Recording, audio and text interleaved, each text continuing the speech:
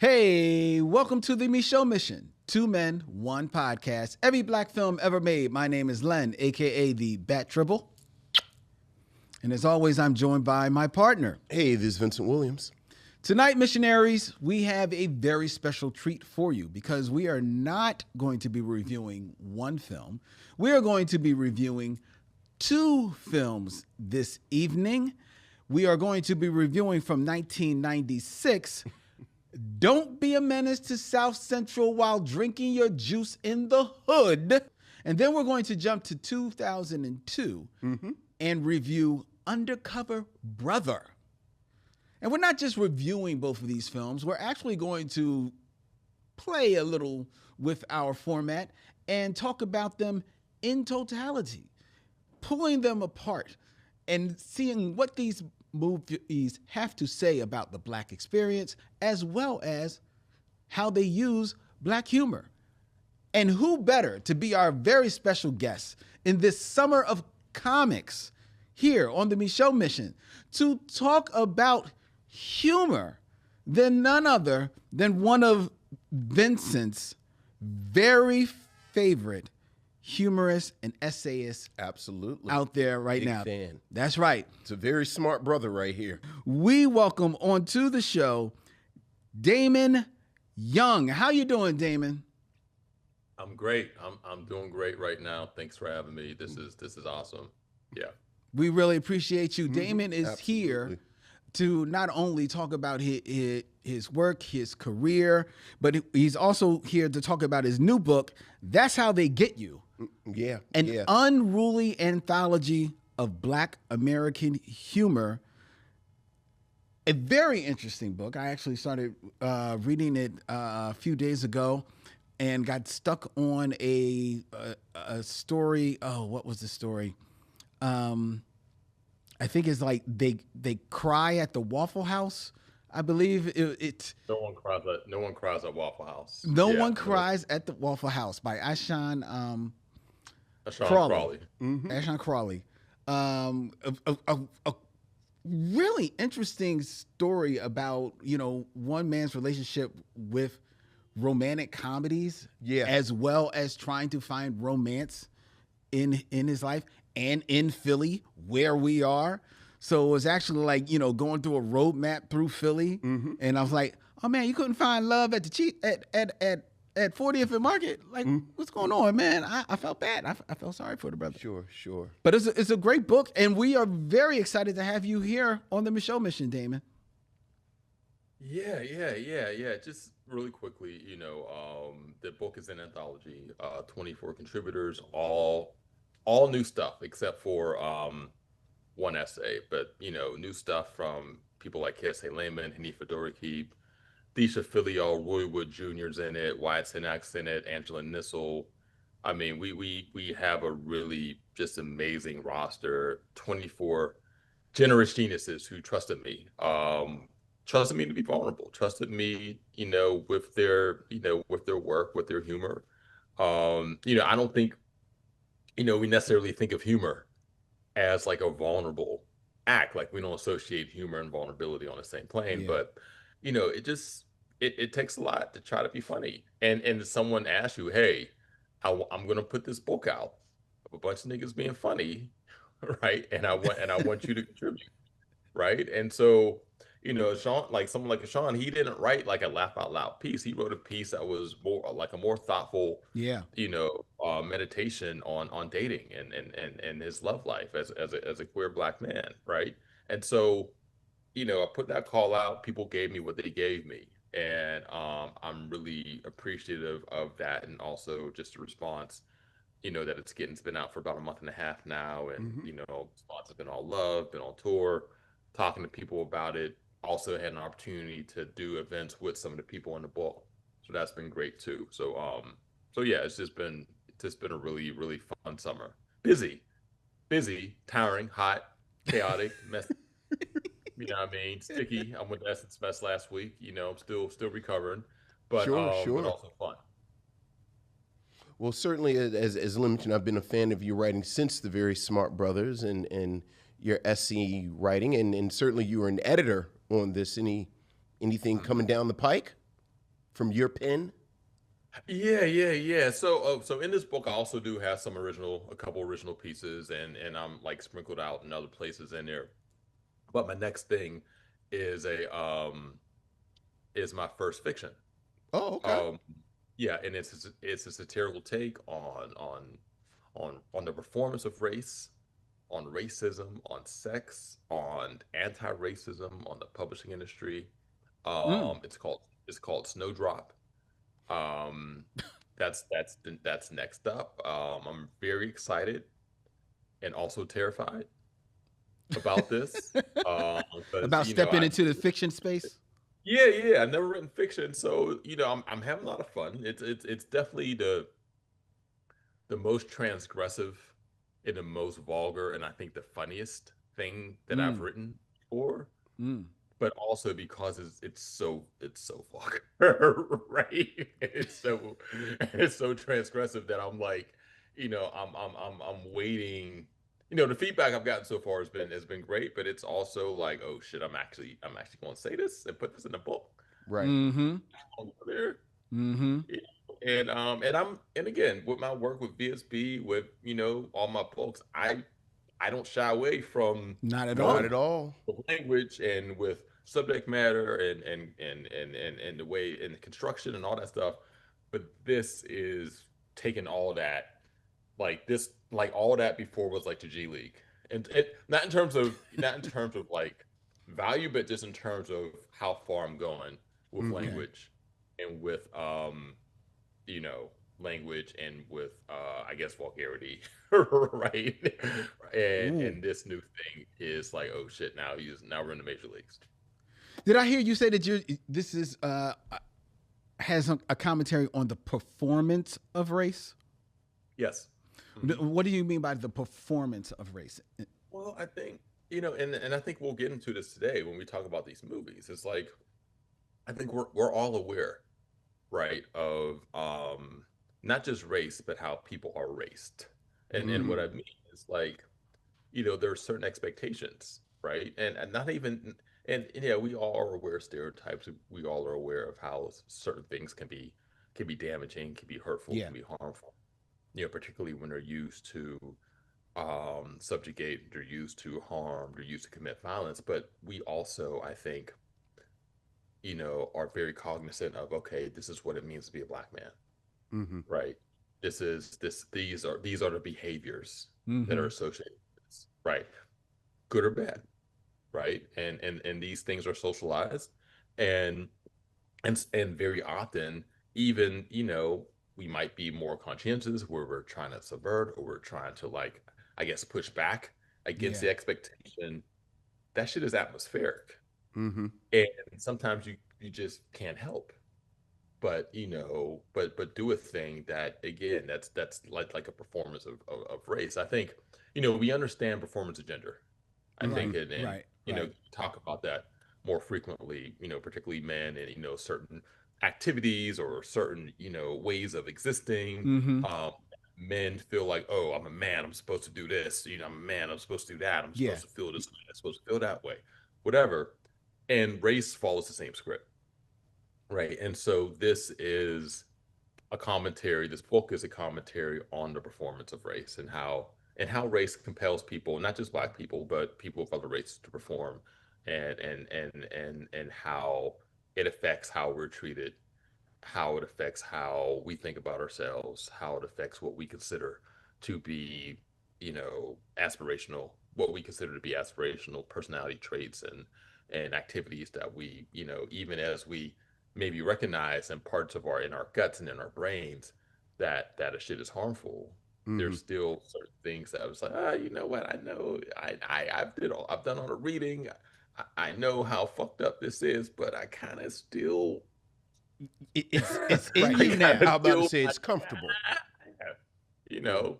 And so this new book, talks about that quite a bit, right? And also talk about, there's a lot of sex in a new book. One of my windmills has been that we like, or one of my windmills has been that heterosexual black men don't write about sex. Mm. Just we just don't write about sex, and unless it's like, in talking about trauma or in a service of some sort of comic relief.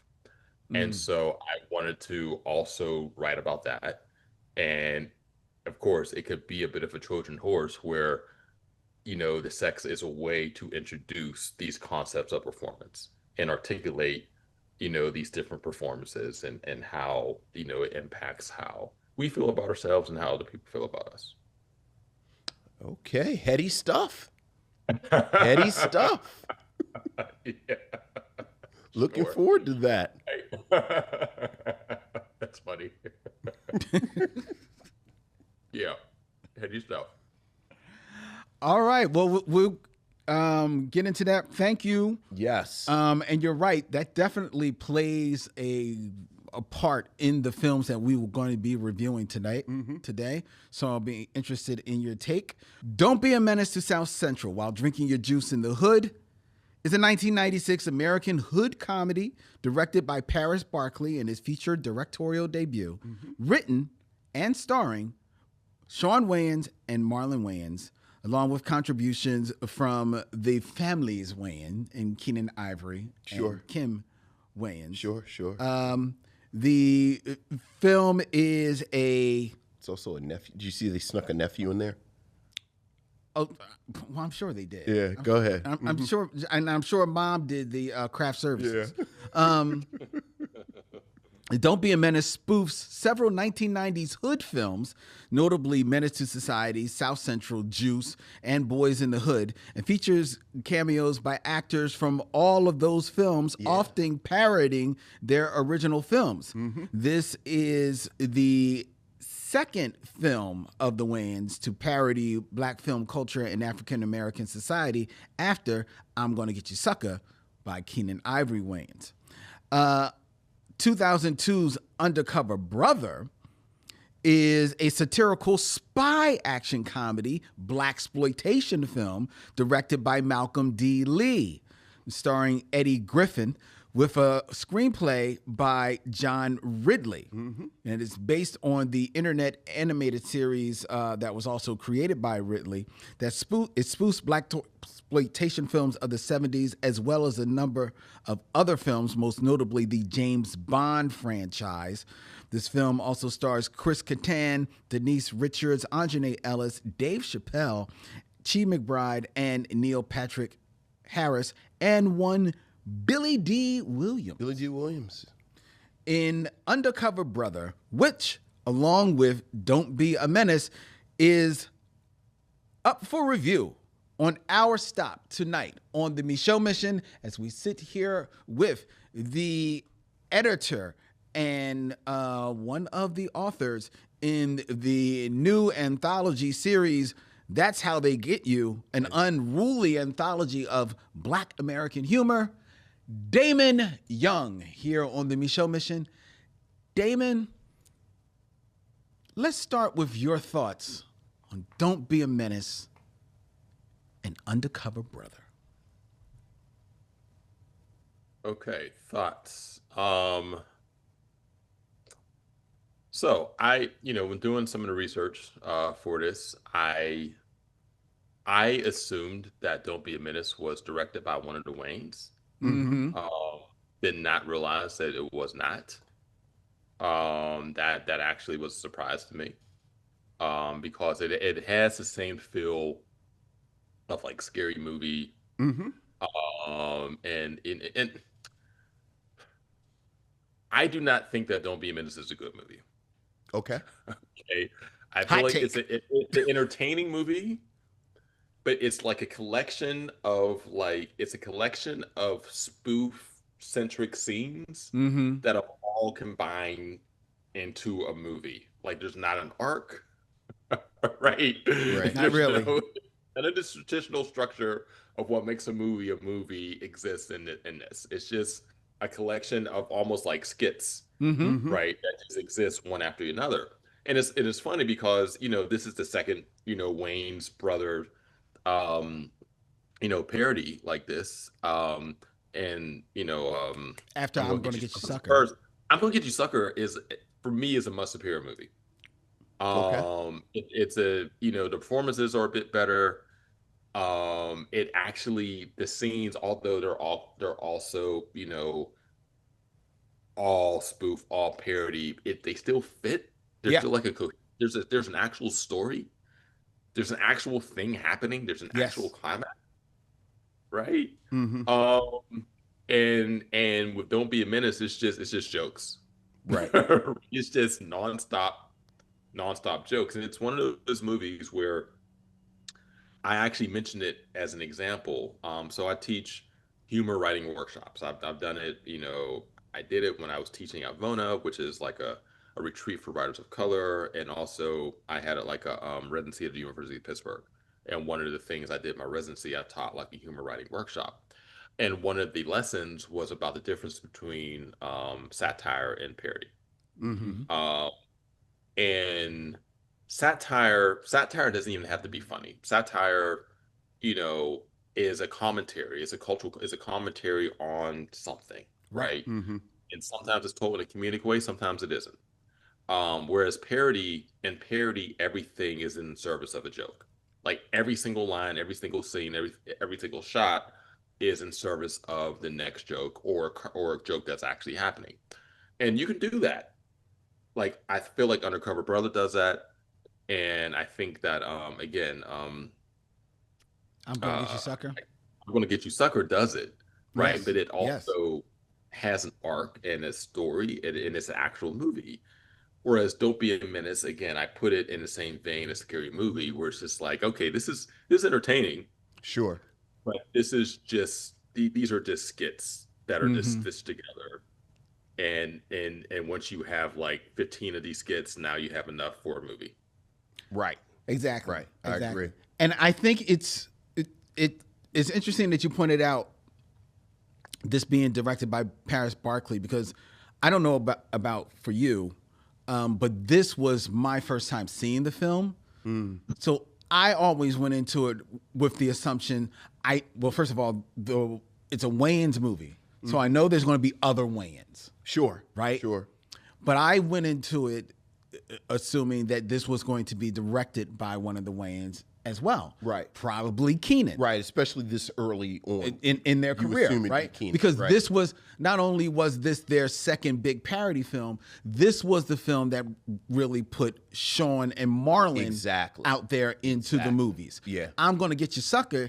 It's Keenan's movie. Right. Keenan is this writer. He was already a star. Right. He was already an actor out there. He's already written things with Robert Townsend.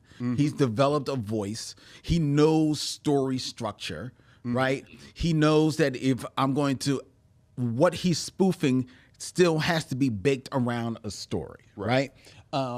Which I think in especially in that time, he knows what he's spoofing, but he's taking his spoofing lessons from films like Airplane. Airplane. Yeah, Airplane is really, you look The at, Zucker brothers. right, you look at interviews with them and they talk about how this is like their document that Exactly. they studied. Yeah. Exactly. You cut to this film, Sean and Marlon, they take the wrong lessons from Airplane. Okay. Because you can look at Airplane and think it's just a series of skits, but there is an overarch arc to the film. Sure. Right? And that arc that story propels the movie from the beginning all the way to the end. The characters have an arc. Robert Hayes' character has an arc. Right. In Airplane. Sure. Sean Wayans does not have an arc in Don't Be a Menace. Right. Just because it starts with you think he has an arc, maybe he's going to have an arc because he pulls up to the hood and his mom's dropping him off for him to learn some lessons. But then he just basically becomes Sean Wayans walking through the hood. Right. And it like Damon says, it just becomes a series of skits with just trying to be funny. And in the other problem that it doesn't take from I'm Gonna Get You, Sucker is that they're not strong actors in this movie. No, they're not. No. Yeah. Oh, I thought you No. were I'm not. Yeah, I'm not hesitating. Yeah, I thought you would disagree. Like, yeah, they're not.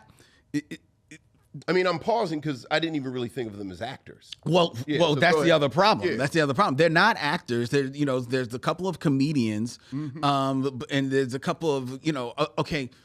To say that they're not actors maybe is doing a disservice because these people They're not acting. They're That's not the thing. acting. They're actors, but they're not acting. Okay, They're not acting. Right. They're And, not and, actually and, acting. and in their defense, they're not giving anything to act with. Right. Yeah. Because the script is totally, non-existent. But also this is early in Sean and Marlon Wayans' career as well. Marlon, who we have said that in different projects, we enjoy him as an actor. Look, we enjoy him as an actor. Sean, Sean's a good-looking man, and I think that is the only thing of real, true note and positivity that I can offer about Sean Wayans is that he is a good-looking man. I don't think he's funny. I don't think perhaps there is talent there. I have yet to see it in any production that I've seen, and is certainly not present here in his. I don't know if this is his feature film debut, but this is his big shot at the film. Showcase. This is a showcase, and it look, just lets it down. I don't disagree with either of you. I don't think it's a good movie. I never thought it was a good movie, but I will accentuate the positive. Much like Airplane, I enjoyed the cameos of actors From the other playing film. versions of themselves. Like, I Okay. think it's Sam Moore who plays the one Yeah. kid, and he cracks me up every time I see him in something.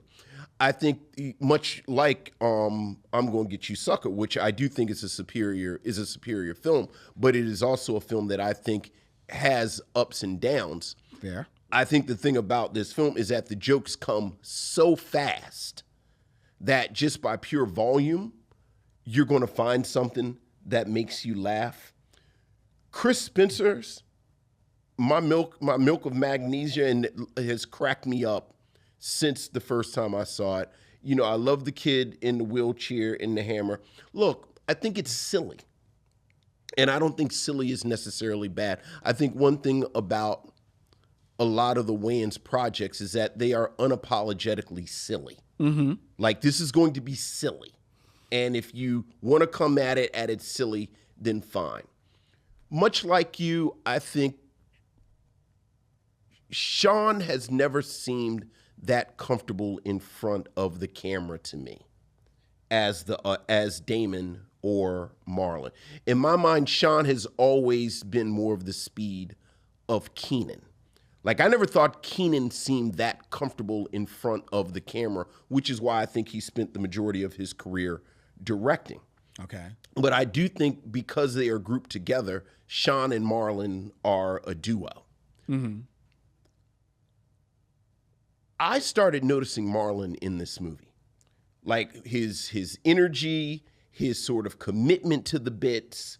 I think his physical performance is raw in this. Again, he's very young, but I remember seeing it the first time going, I think I like that kid.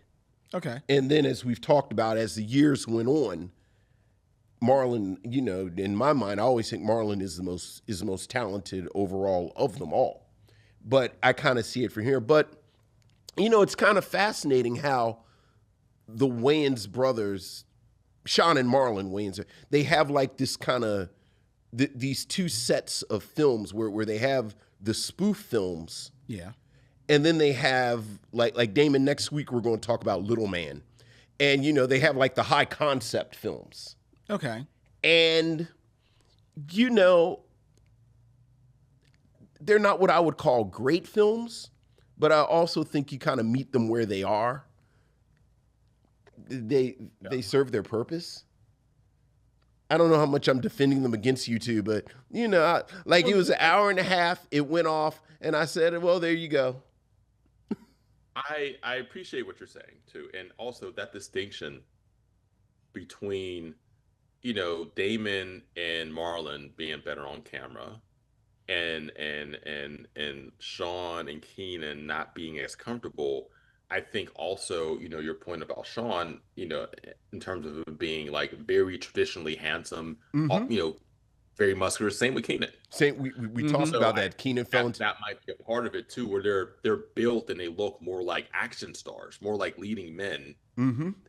And now they're trying to be as zany and as flexible and as quick and whatever as their brothers who are smaller physically, stature wise, and also just maybe just have more of that natural, like, I don't know, fluidity, Yeah. that you need to do this sort of slapstick and also the other types of comedy that they're doing. And again, I think, if we're talking keeping with the mains, I think Marlon, with like Logo Dirty Shame, that could have been his lane if he kept on that. Like doing like the action comedy where he's like the straight Yeah. man Right. and everything else around him is ridiculous. And maybe Sean could have had like a similar sort of lane where everyone else is funny Mm-hmm. and he's Mm-hmm. not funny, right? But again, I mean, we're talking about, a family that has been extremely successful Very. Right. and making people laugh for the last 40 years, right? Um, and I will also say that the Bernie Mac scene is one of the funniest scenes in movie history, Yeah. right? That is, I mean, it it is so absurd. Yes. And Bernie Mac does such a great job articulating this very particular type of self-hating black cop that always exists in these types of movies. Right. And like when I think of this movie, I think of that scene as like it, and that scene also, I think one of the reasons why that scene has kind of stood the test of time too is that it provides like this meta commentary. Like, Yes. yeah, Mm-hmm. it's a critique, it's a parody of this scene, which is in every, seems like is in every hood movie, particularly Boys in the Hood, but it's also like, a dig, a shot at black cops. And Mm-hmm. Right. also just again, we're getting into that question of what does it mean to perform race? This is it. Yeah. This is, an example of of a parody of the performance of race. Like there's Okay. a thing that's how to get you that is related to how I there's an invented email. I have a section where I have like these pretend emails that white people send black people, whatever. And in one of the emails, one of the person who's writing the email just talks about how much they hate themselves, how much they hate white people, and they just start going in like, I hate Nicole Kidman, I hate I hate white pith when you peel an orange, I hate bananas, I hate piano keys, I hate Norway, iPhones, whatever. And that's a riff off of, Bernie Mac, Right. Right. in that scene. So there are good things and Don't Be a Menace, right? But again, it's a collection of skits that, that are just patched together to make a movie, right? Yeah. And it's not something that I don't know. There when people think of it, like I don't even know what happens. like I bet you if you were to ask like the people who have seen this movie, not recently, but Right.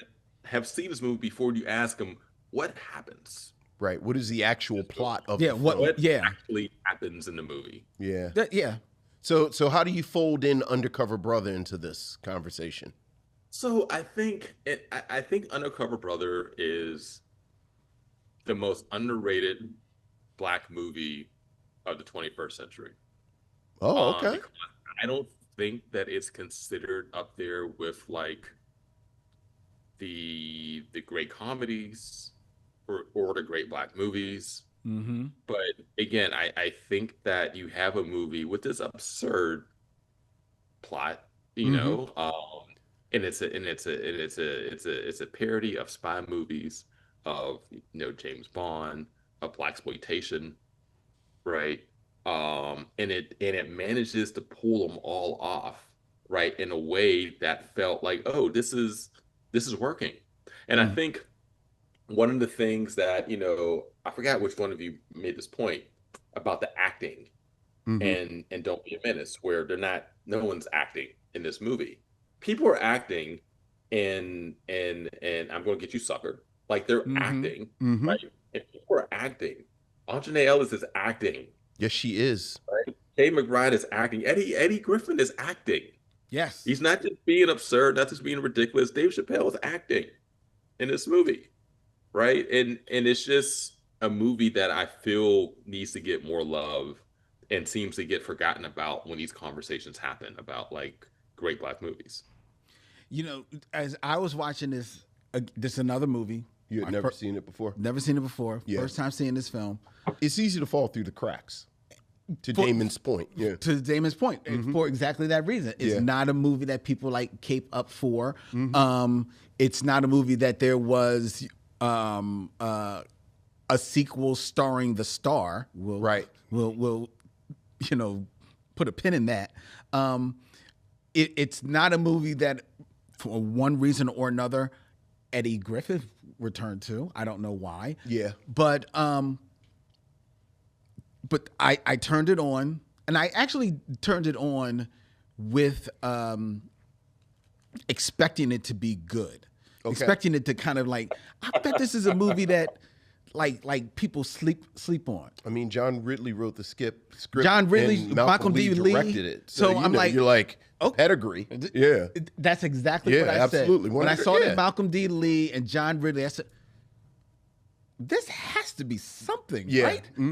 And as I sat there watching this film, two things came to my mind. Okay.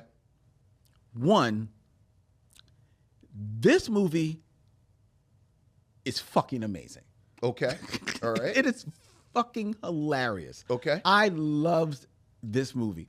And the other thing that came to my mind, I got that it's a spoof of blaxploitation and it spoofs it hard. I got that it was a spoof of James Bond. It spoofs it hard. But it has fun with doing it. Everyone is having a ball in this film. And the other film that this is probably going to get compared to, because it's coming 4 years after it, is Austin Powers. Oh, 100%. This is better than Austin Powers. This is funnier than Austin Powers. This is, mind you, this is my first time seeing it. I look forward to watching this film again in another couple of years because I'm almost certain I'm going to laugh just as hard as I did today watching this film. I don't think it's better than Austin Powers. So I'll start there. And I think that says something about how good I think Austin Powers is, frankly. Okay. I think this script is amazingly smart. I love Lee's direction in it. I have to say that part of the reason that I am part of the demographic that Damon's talking about, that doesn't talk about this movie so much, it is just a personal taste thing. Eddie Griffin is like nails on a chalkboard with me. I totally get that. And this film ultimately is so good that I like it in spite of him. Really? But because I like it in spite of him, it always has this kind of drag. That drag, behind it. Like, this is maybe my third time watching it from beginning to end. And every time I watch it, I am always surprised by how much I like it. Because I really do. And the funny thing, my end note that I had after watching these two movies together, frankly, is I said, wow, I really wish Marlon would have played Undercover Brother. Oh my God, no. No. I think Marlon Wayans would have done a good job. Okay, maybe he would have done a good job. I think Eddie Griffin is hilarious in this movie. Okay. I think look, because what I like about this film is that in its sending up of blaxploitation in the James Bond films is that Undercover Brother is not the smartest guy in the room. Yes. He's not an idiot. He's not a buffoon. He's not Blank Man, you know. He's not Meteor Man, you know. But he's cool enough. He's confident enough in who he is. Dude. Yet he still makes some mistakes. Dude, you over there trying to sell me on coconut. I don't like coconut.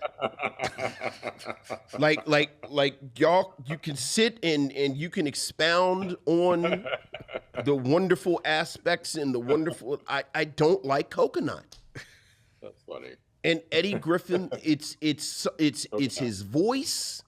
It is, and you know, obviously, I don't know the brother. Like, this ain't personal. This is just about, you know, his acting. It does.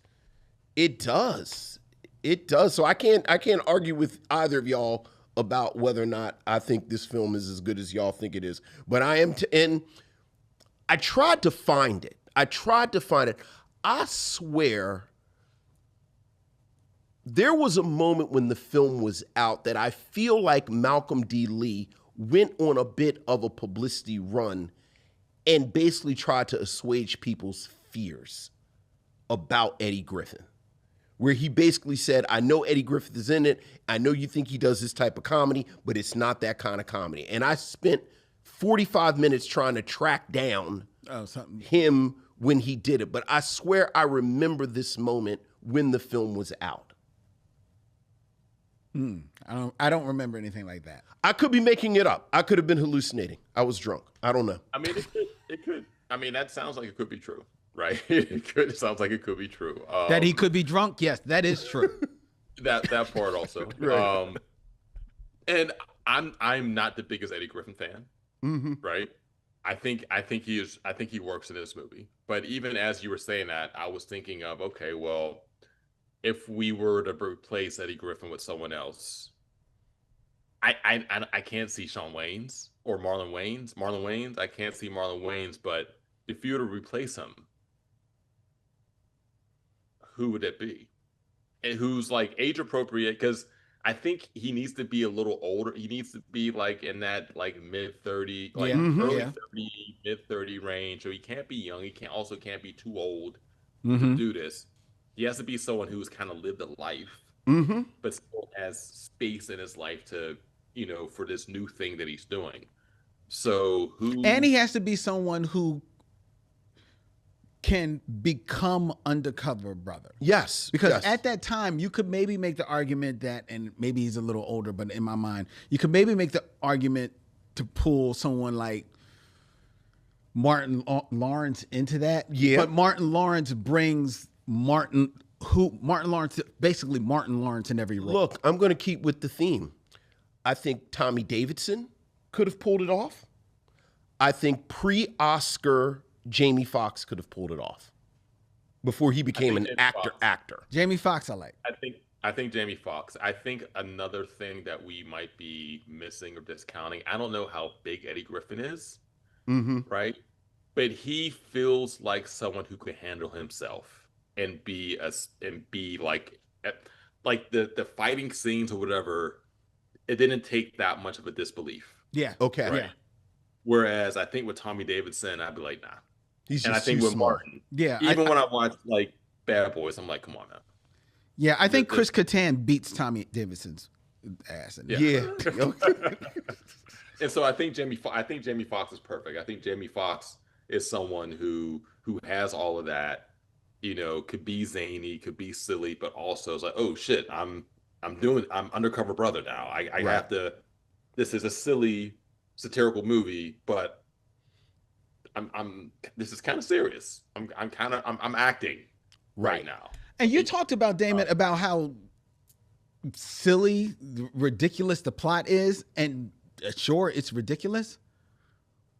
But it was also the plot of They Clone Tyrone. I wrote the same thing. It's also the plot of They Clone Tyrone. Like they're sitting there talking about the chicken, and I said, "Is this They Clone Tyrone?" So I can't call the plot, but so ridiculous. Although in both of their defense, and we talked about this with They Clone Tyrone, I think this has been part of Black folklore True. and black True. conspiracy theory that they trying to get us through the fried chicken. So, you know, I think both texts kind of pull from this. And they had a good commercial. Look, I kind of like the commercial. look. He had sides. He had desserts. He had the 8-piece nappy meal. He had the look. It totally seemed like something that you would get and then be mad. Damon, can I tell you, and just full transparency, I actually got in a line for the Popeyes fried chicken sandwich at the height of it, and then got out of the line because I was ashamed of myself. Can I? Okay, thank you for sharing that with me. Yes. I can I tell you all something about the Popeyes fried chicken sandwich. I take credit. I take partial credit for blowing up like it did. I do. You know, when we looked at your resume and looked at your accomplishments, I didn't notice that on there. Okay, so this is what happened. So, Do it correctly. What had happened was, all right. So Business Insider or some other website like that, had an article talking about how the new Popeyes chicken sandwich was actually really good, right? okay. And so I read this, and I'm like, you know what? There's a Popeyes close to me. Let me go fuck with the sandwich, and let me see for myself. I live next door to Popeyes. Yeah. So I went and Popeyes got the sandwich. This is a good fried chicken sandwich. The fried chicken sandwiches are hard because you got to get the ratio with the bread and the breading. Sure. Right. It's hard. It's hard to make a good fried chicken sandwich. And so I wrote about it on VSB. Right. Now, again, I'm not taking full credit, but the piece I wrote on VSB was well read. And then other people started writing pieces about this fried chicken sandwich. And then it snowballed and went viral. So again, I'm not taking full credit. Right. But like you were part of it. In that avalanche of virility, right?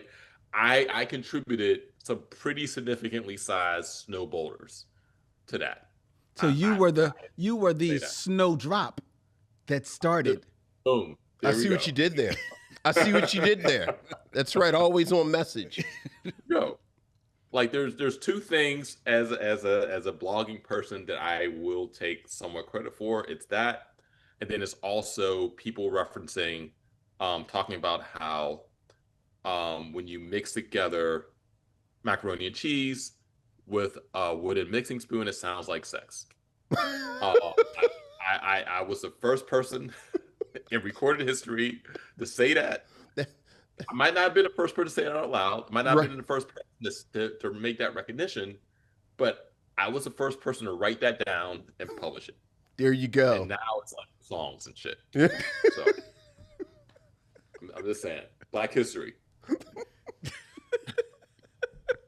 Y'all didn't know y'all was gonna get a Black History lesson. Get me on this show. Look, we try and yeah. Well, we take our history when we can get it. Right. So we appreciate and that. again, if you or anyone out there, if you've never heard the second thing before, the next time you make some macaroni and cheese, or you're mixing some sort of, maybe some pasta or something like that, something with noodles and some sauce, mix it around, and you're like, holy shit, it sounds like sex. Right. And hopefully you don't do it the other way around. And you're sitting somewhere going, this sounds like macaroni and cheese being made. Because that's not sexy. I'm not going to kink shame, if that's what you're into. You might have listeners that are into different things. And I'm not going to kink shame anyone. We're past that. Okay. All right. Getting this train back on the rails. Back on the train, back on the rails. Before we turn to whether our recommendations for the film. Right. I did want to say, because I spent so much time sort of shitting on Eddie Griffin, I loved every performance in this film. Everyone. Like every, and speaking of somebody who a little bit goes a long way. Dave Chappelle.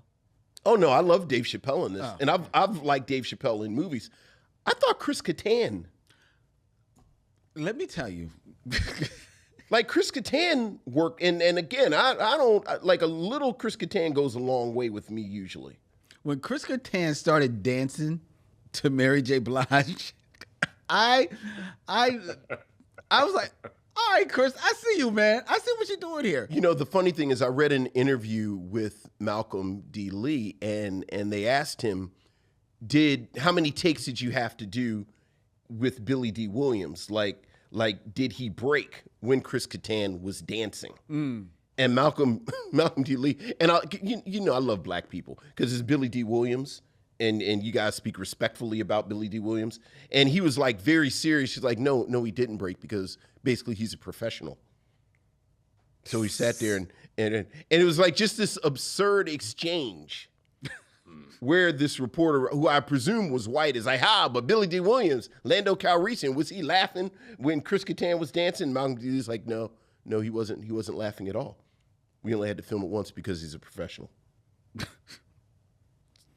Yeah. But I did like Chris Kattan. I liked everyone. sure, I like Chi McBride, Aunjanue Ellis. We talked about.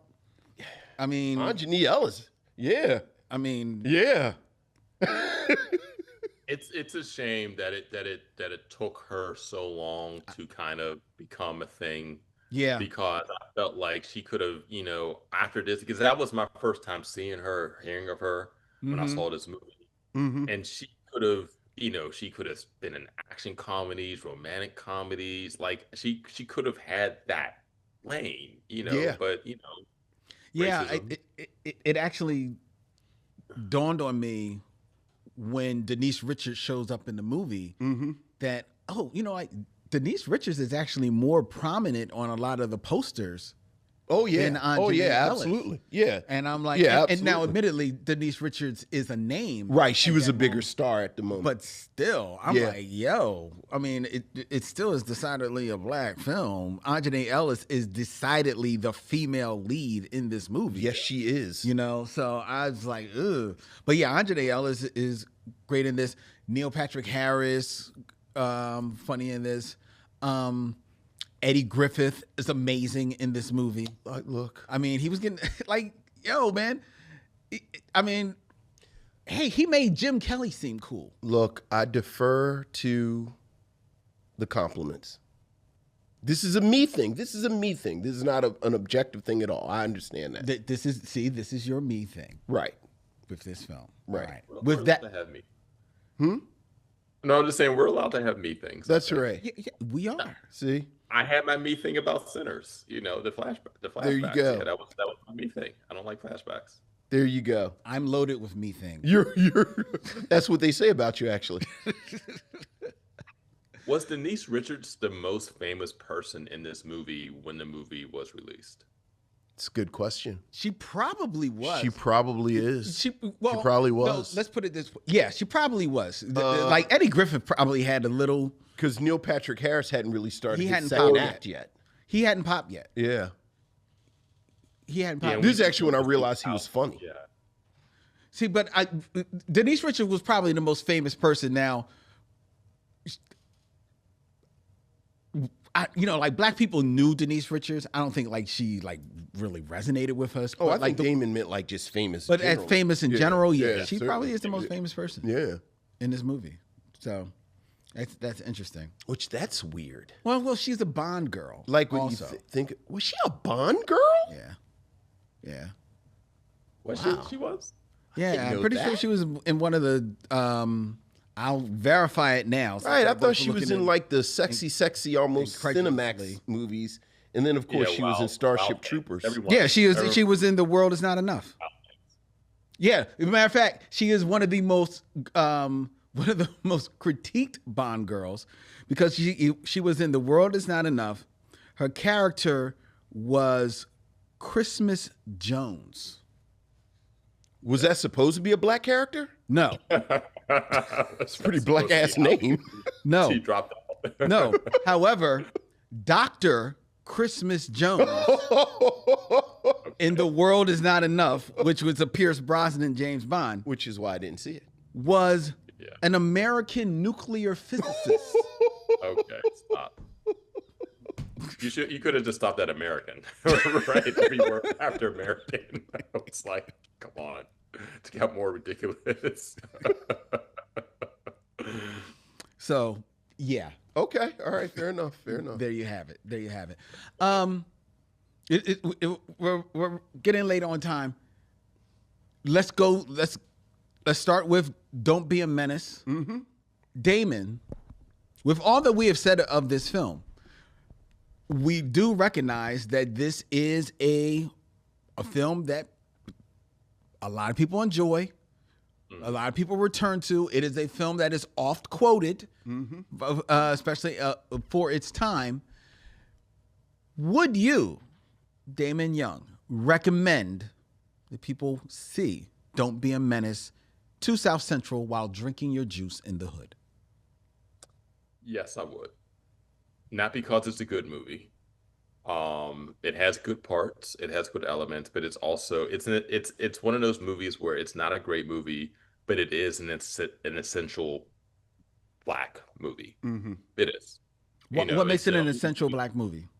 It's the only movie that satirizes that late '90s, early that late '80s, early '90s period of all the hood movies. Mm-hmm. It introduces the Wayans brothers, the younger Wayans brothers, to the zeitgeist. Was that Bernie Mac's first time in a movie? If it wasn't, it's one of them. Yeah, it's very it's very early. Yeah. And so you also have these actors, these comedians who are introduced first time on screen. You have some iconic lines. The Milk of Magnesia is something that, again, it still works today. Mm-hmm. And so you have these elements, right? And again, just don't go in expecting a movie. Don't go in expecting an arc. Don't go in expecting knowing what actually happens, because it's one of those movies where if you just change the sequence of every scene, it doesn't change the movie one bit whatsoever. Right. Like that Bernie Mac scene, that could have been a second scene in the movie, and it changes nothing. Changes absolutely nothing. Right. And so don't go in expecting a movie, but go in expecting to be sporadically, intermittently entertained. Okay. Just to answer your question, this wasn't his first time on film, because he was in Friday, which predates this. That was 1995. Okay. Vincent, what say you of "Don't Be a Menace"? I would also recommend it for the same reasons, and also again, I do think Marlon Wayans is one of the more fascinating actors of the past couple of decades. Mm-hmm. So if you're interested in Marlon's journey, it kind of starts here. Mm-hmm. And I do argue that even then you could see the spark of what I think makes him. I think there are funny moments. I think there are enough funny moments in here that, again, I think I kind of group it with Scary Movie and I'm Gonna Get You Sucker, where I don't like a lot of the jokes. Like, the jokes don't hit, but they come so fast that if you just sit there for 45 seconds, it's going to be a joke that makes you laugh, and that'll hold you to the next one. So I would recommend it. Okay. Well, I would not recommend "Don't Be a Menace." Okay. I think you are actually better served. I think the scene with Bernie Mac is an iconic moment. Mm-hmm. I think it is almost like a short film, a short piece, a little masterpiece inside this, pseudo Saturday Night Live, sketch fest that we have here. That's available on YouTube.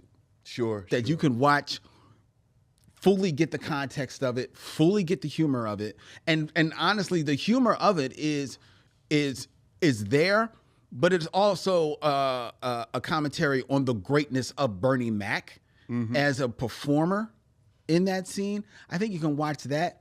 Everything else about this film, I think you can leave it alone. And to Damon's point about it being like, the one film that parodies that, like, these types of films, Friday is not a parody film, but I think that Friday is a humanization of those types of films in a way that I think it while it doesn't play as a parody, it almost it has a bit of a, and you two English professors will tell me if I'm using the word wrong, satirical look at those films that I think it does offer a commentary on those films, that genre of films that Don't Be a Menace says it does, but I don't think actually really does. So I think Friday lives in the lane of that Don't Be a Menace tries to, and therefore you don't have to go to Don't Be a Menace. If you watch Don't Be a Menace when you were young and you've got the member berries of loving this film, God bless you. Live on those. You don't need to return to it. All right. Don't return to it as a grown up. There's only one out. There's only one movie, one black comedy that I would not recommend that I just think has no redeeming value whatsoever, and that's Soul Plane. Yeah. Soul Plane. It's just a movie about sex joke. Like every joke in a movie, where 90% of the jokes are about sex and about black dicks and about white women being available sexual. Like the entire movie. It's just sex joke, sex joke, sex joke, sex joke, sex joke. And they're not good ones. No. Either. Yeah, Soul Plane is a deeply offensive film. Yeah, it's actually it's actually like, and I don't have pearls. I'm not clutching the pearls I don't have. But yeah, Soul Plane is like an offensive movie, offensively bad. Right? It is. So it is. I also invite you to watch Rappin', but that's my bridge. But let's go to Undercover Brother. Yeah. Where stand you with Undercover? I will start. See Undercover Brother. If you haven't seen it in a while, return to Undercover Brother. Yeah. If it is possibly, yes, to Vincent's point, maybe the best thing that Eddie Griffin has done solo. He's been a part of some things. But I just think that the ensemble cast, him definitively as the lead, I think the story, I think it's funny. I think it knows what it wants to do. I think it's smart. I think that it's absolutely, there are moments in this film that I just died laughing, rewound the film, and I don't do that often. I think it is just so smart, so humorous. I think it is up there as far as these parodies films. It is up there with Black Dynamite for me. Okay. It is that good. I enjoyed Undercover Brother a lot. Vincent. I did not enjoy it as much as you two, but I did enjoy it, and I would recommend it. I think the performance, I think the script is really smart. I love Malcolm D. Lee's direction. Like, I think there's a kineticism to his direction that he doesn't necessarily have the opportunity to show in a lot of his films. Like, his films tend to be a little more talky. Yeah. And you get to see a side of his direction that you don't often see. Again, I think the cast from top to bottom, including Eddie Griffin, is doing good work. You know, again, I have a personal taste thing, but outside of that, I 100% agree with you. Yeah, I would absolutely recommend it. And Damon? Yeah, you get a recommendation with no qualifiers from me. Go and see it if you haven't seen it. If you haven't seen it in a while, go watch it again. Also, I want to give some props to Malcolm Lee also too, because I think that he creates movies. He has a very significant range in terms of the movies that he creates, right? And I don't know if he, along with Undercover Brother being underrated, I think Malcolm Lee might be somewhat underrated as a director too. I mean, That's because fair. I 100% agree with you. Creator of The Best Man, and also Girls Trip. Yeah, Girls Trip is a movie that was a smash hit, right? Yep. I I mean, has there been another like ensemble black female driven gross out comedy No, like that? no, there Has that hasn't. ever existed? Nope. Right? And so I think that, you know, Malcolm does a really good job of just you could tell that you could tell when someone loves black people by Exactly. how they depict black people on Exactly. screen, the choices that they make. And even if you don't agree with every choice, you could be like, okay, this person loves black people, and you could tell Malcolm Lee has a deep love for us with the movies that he creates. Yes, he does. Well, there you have it, There missionaries. you have it. That is our review of Don't Be a Menace and Undercover Brother. But you be the judge. Go check out the films. At the end of the day, two directors, actors, crews, they got together to make two movies and put them out there for you. Okay? Yep. Damon Young, the author of his book, is out there right now. He's got. I mean, I don't know why he wastes his time with us. That's how they get you. That's how they get you. Unruly anthology of Black American humor, out in bookstores now. If I had to send you a nickel for every time I say that's how they get you, I'd owe you a lot of nickels. You owe me a lot of nickels, probably like 17 nickels. Huh? I say it all the 85 time. That's how they get you.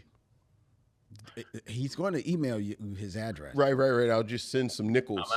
I'm going to hold you to the 85 cent. He will. Thank you so much. Thank you, Damon, for taking the time to sit and visit with us, man. We really appreciate it, man. This has been a lot of fun. Really appreciate you guys. I think y'all do a great thing with the film reviews and the commentary, and also just inserting all of the critique and the humor. And again, this was a lot of fun. So thank you for allowing me to be in your space. Absolutely. Thank you.